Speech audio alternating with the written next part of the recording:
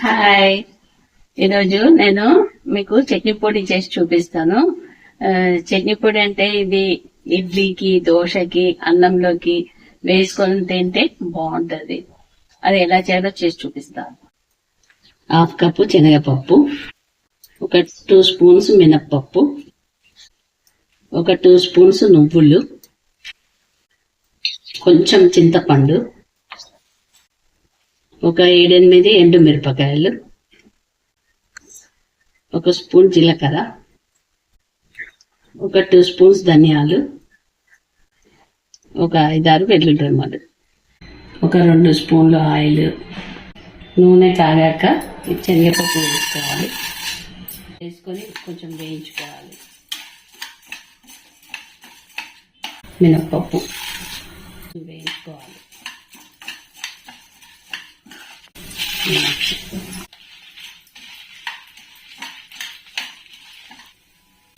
ఒక స్పూన్ జీలకర్ర,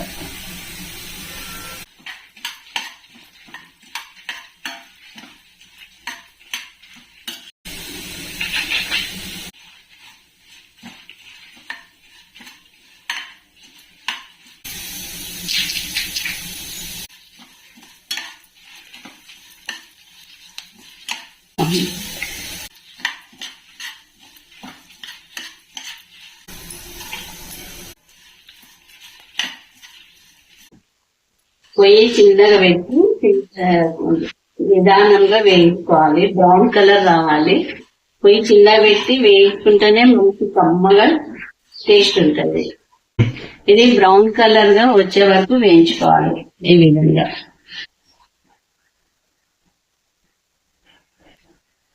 ఇది బ్రౌన్ కలర్ గా వేయించుకోవాలి. ఇది అయ్యింది. చల్లారిన తర్వాత మిక్స్ చేసుకోవాలి. చల్లారిందని మిక్సీ చేసుకోవాలి. తగినంత ఉప్పు, ఇట్లా కొంచెం గ్రైండ్ అయిన తర్వాత టేస్ట్ కోసం కొంచెం బెల్లం వేసుకోవాలి. ఈ బెల్లం ఇష్టము,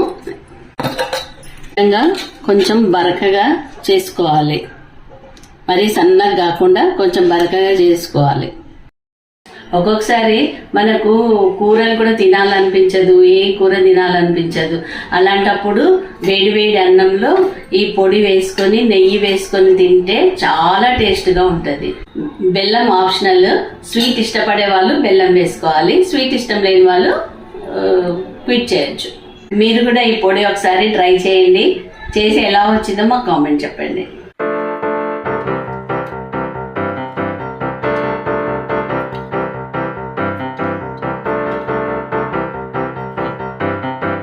ఇదిగో మనీ ఇడ్లీ చట్నీ పొడి అన్నావు కదా, చేసా.